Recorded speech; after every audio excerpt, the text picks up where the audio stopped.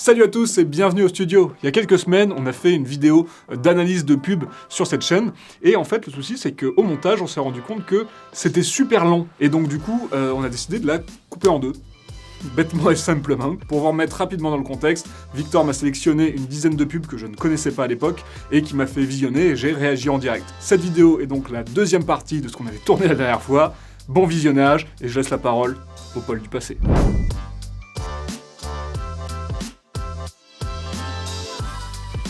Tac, tac, tac. Oh d'accord, il m'a mis Brad Pitt.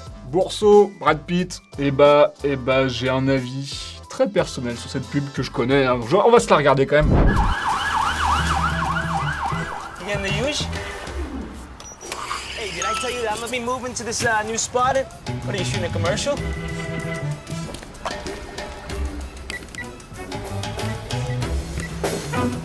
Nous n'avons pas besoin que Brad Pitt recommande Boursorama Banque. Voilà, et bah si, tu en as besoin. Tu en as besoin. Et pourquoi ? Parce que cette pub ne prend pas du tout en considération le mode de diffusion. Le souci actuel, quand on diffuse un spot, donc il y a plusieurs modes de diffusion, je prends la télé par exemple. La télé, diffuser un spot à la télé, c'est accepter qu'il ne sera pas vu. C'est-à-dire que quand les gens regardent la télé, généralement, au moment des pubs, ils partent faire autre chose, ils sont sur leur téléphone, ils font autre chose, si tu veux. Et généralement, l'erreur qu'ils font, entre guillemets, c'est de laisser le son allumé, de laisser la télé allumée, et ils entendent le spot. Et généralement, tu entends plus un spot que tu ne le vois quand tu es en diffusion télé. Ne pas faire parler Brad Pitt, c'est juste avoir une sorte de brouhaha tout le long du spot, on comprend pas ce qui se passe, on ne retient rien. Donc, à la téloche, c'est éliminé. Ce spot fonctionne par contre plutôt bien en digital, je pense. Tu vois la tête de Brad Pitt en digital, tu es beaucoup plus sur le visuel que sur le son cette fois-ci. Tu vois la tête de Brad Pitt, etc. Donc le fait que tu ne le fasses pas parler n'est pas très grave. Ça passe plutôt bien en digital. Donc oui, c'est une bonne pub digitale. Alors le fait d'avoir Brad Pitt, etc. C'est trop cool pour une marque française et compagnie. Génial. Elle est aussi passée beaucoup en salle de ciné, donc là-dessus c'est plutôt réussi. Même moi, j'aime beaucoup... regarder les pubs au ciné. C'est vraiment un moment où j'aime regarder les pubs, c'est au ciné. Je trouve ça cool. Et effectivement, je pense que cette pub a été plus pensée pour une utilisation ciné et digitale et pas du tout pour la télé. Critique de la stratégie média pour le coup. En termes de réalisation, ça marche super bien évidemment, hein, donc c'est quelque chose qui est très propre. Je suis pas un grand fan de manière générale, idem avec la version Mike Tyson. C'est vrai que le côté on t'a pris une star pour te prendre une star. Bon, d'accord, ok, pourquoi pas. Après, c'est totalement assumé. J'ai un peu peur que l'idée soit passée par-dessus la rentabilité. D'autant plus que je crois que Brad Pitt a coûté 5 millions ou un truc dans le genre pour passer dans ce spot. Bah, c'est Boursorama, tu me diras, je pense qu'ils sont pas trop à plaindre sur ce côté-là. Mais bon, quand même, faut lâcher le billet. Ce qu'on peut retenir quand même, c'est que dans tous les cas, t'aimes ou t'aimes pas cette pub, elle a fait parler. Et là-dessus, c'est sûrement un pari gagné. Donc voilà, avis mitigé. On passe à la suite.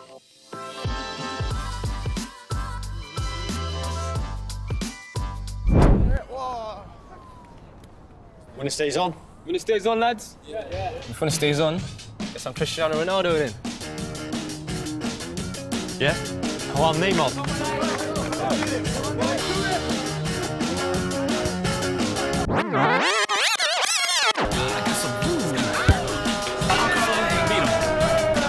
One nil and the crowd goes wild. Son, I've got 50,000 fans screaming my name.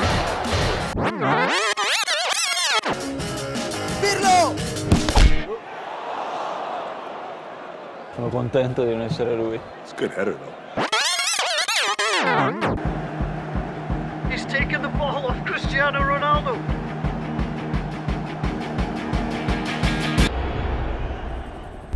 Ouais, énorme. Nike, toujours très très fort Nike en termes de publicité, toujours énorme. Et Nike, c'est le storytelling avant tout.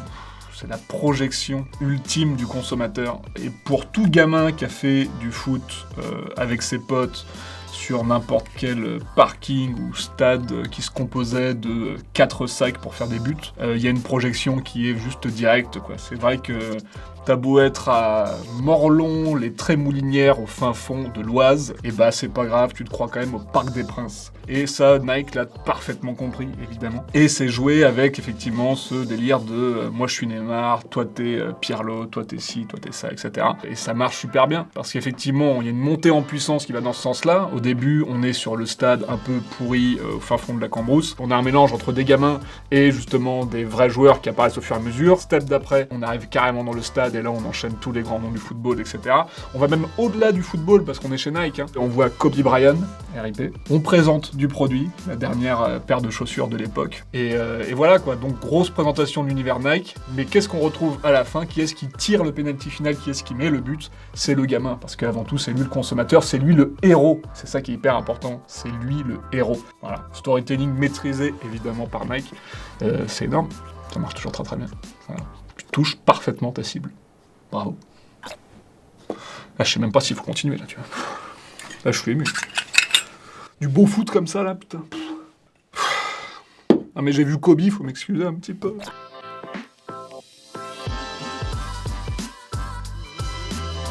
Vous savez pourquoi j'aime ma banque? Parce qu'elle m'accompagne partout et dans tous mes projets. Elle sait que je suis à la recherche de performance. Hop! Oui, j'ai vraiment trouvé celle qui m'aide à prendre les bonnes décisions. Avec elle, de nouvelles perspectives s'ouvrent à moi. Ce jeu d'acteur, oh, putain c'est dur. T'es qui, t'es où déjà? Qu'est-ce qui se passe? Alors déjà, bon, c'est pas de leur faute, mais le logo de Fortuno est vert. Effectivement, c'est le vert la couleur de la boîte. Le seul souci, c'est que du coup, quand tu appliques ça en correction colorimétrique ou en lumière sur une peau, tu n'as pas l'air bien. Alors en plus, on lui a rajouté un petit chemisier jaune qui va donc bien absorber le vert. Non vraiment, elle a l'air malade. Elle n'est pas bien cette personne si tu veux. Tu conjugues ça avec un jeu d'acteur douteux ou une direction d'acteur. Hein. Très souvent on pense que c'est le jeu d'acteur, mais ça peut être aussi de la direction d'acteur très douteux. Et on arrive sur quelque chose d'assez ridicule. Un texte... Pourquoi j'aime ma banque? On commence par pourquoi j'aime ma banque. Personne n'aime sa banque. Une banque, c'est utile. On rentre directement dans le service.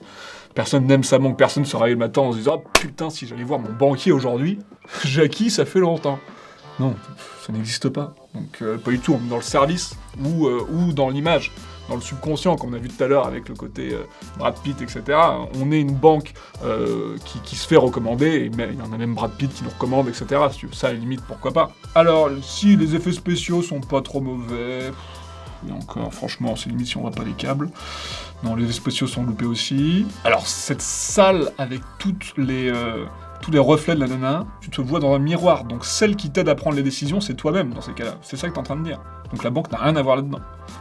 Globalement, on est sur un échec, enfin un échec. Peut-être que voilà, une fois de plus, je ne sais pas quelle rentabilité et quel impact a eu cette pub sur Fortunéo. Mais en tout cas, de mon côté... C'est de 2021 que ça date, ça?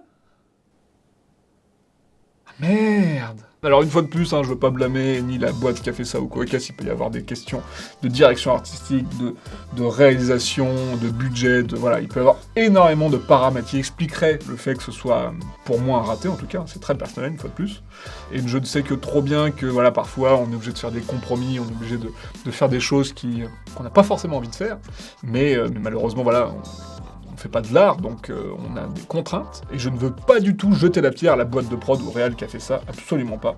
Je sais à quel point ça peut ne pas être de sa faute. Mais dans tous les cas, le résultat est là. Moisi. On passe à la suite.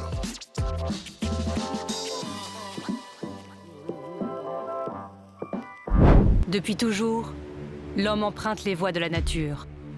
La terre, la mer, le passage de l'un à l'autre. Chargement, déchargement. Embarquement, débarquement.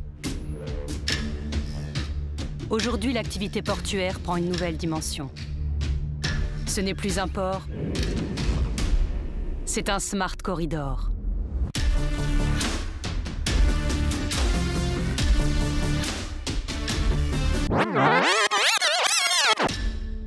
Un couloir du futur, audacieux, durable. Erreur. Et merde. Putain. Ils ont dû terminer cette vidéo par durable. Sur du transport maritime. Ça pique. Ça pique un peu parce que le transport maritime n'est pas durable du tout. Et d'ailleurs, ils en parlent pas tout le long de la vidéo. Hein. C'était vraiment dans la checklist des trucs à dire dans la voix off. Et ils l'ont dit d'ailleurs tout à la fin, hein, vraiment, mais c'est le dernier mot. Parce que voilà, c'est ok, on l'a dit, mais vraiment, non, c'est un mensonge. Et c'est dommage parce que tout le reste de la vidéo est hyper maîtrisé. Je trouve ça très très cool, justement, d'avoir joué sur l'aspect puissant, technologique. Ça part de la voix off, déjà. On a pris une voix off féminine, mais très dure. On n'a pas fait, justement, ce pari de prendre une voix... On prend une femme, donc on prend une voix douce. Non, la voix féminine est très dure, limite militaire. Les images, généralement aussi, sont toujours très graphiques, avec beaucoup de lignes très dures, etc. On a le fameux coup du split screen qui donne vraiment cette notion de on va d'un point à un autre, on avance, etc. Ça fait aussi une mécanique très huilée, et c'est vraiment ça qu'ils vendent, hein. C'est vraiment cet aspect logistique. Donc il faut que tout roule comme sur des roulettes, tout est carré, et ça marche très très bien tout le long de la vidéo. Franchement, c'est une très belle réussite, beaucoup de plans très graphiques, notamment avec l'utilisation de drones.